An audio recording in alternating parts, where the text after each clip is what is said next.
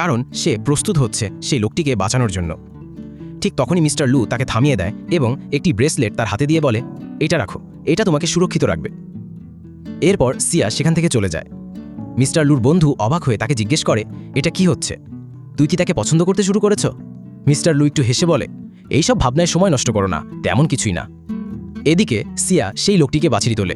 তখন মিস্টার লুর বন্ধু অ্যাম্বুলেন্স ডাকার জন্য বাইরে চলে যায়। তখন সিয়া লোকটিকে পরীক্ষা করে বুঝতে পারে ওই লোকটির ওপর কোনো অশুভ আত্মার ছায়া আছে। তখন অ্যাসিস্ট্যান্ট সিয়ার জন্য কাপড় নিয়ে আসে এবং বলে, তুমি গিয়ে কাপড় পাল্টে ফেলো। এরপর সিয়া ব্রেসলেটটা আবার মিস্টার লুর হাতে দিয়ে চলে যায়। অন্যদিকে সেই লোকটি হঠাৎ উঠে দাঁড়ায়। তখন তার চোখ মুখ অদ্ভুত হয়ে যায় এবং সে অস্বাভাবিকভাবে কথা বলতে শুরু করে। অ্যাসিস্ট্যান্ট এবং মিস্টার লুর বন্ধু আতঙ্কে পেছনে সরে যায়, কিন্তু মিস্টার লু শান্তভাবে তাকিয়ে থাকে। ঠিক তখনই সিয়া সেখানে এসে তার ম্যাজিক্যাল শক্তি ব্যবহার করে লোকটিকে নিয়ন্ত্রণে আনে এবং ধীরে ধীরে সুস্থ করে তোলে।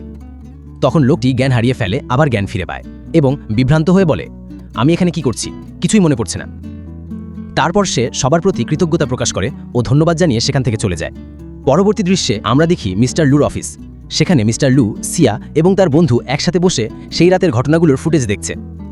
মিস্টার লুর বন্ধু বলে, ভেবেছ কি কোনো শয়তানি শক্তি আমাদের কানে কিছু বলে দিতে পারে? তখন সিয়া বলে, হ্যাঁ, এমনটা সম্ভব, এটা নিয়ে আরও খোঁজ নিতে হবে। তখন সে বলে, ঠিক আছে, আমি আরও তথ্য জোগাড় করে তোমাদের জানাবো।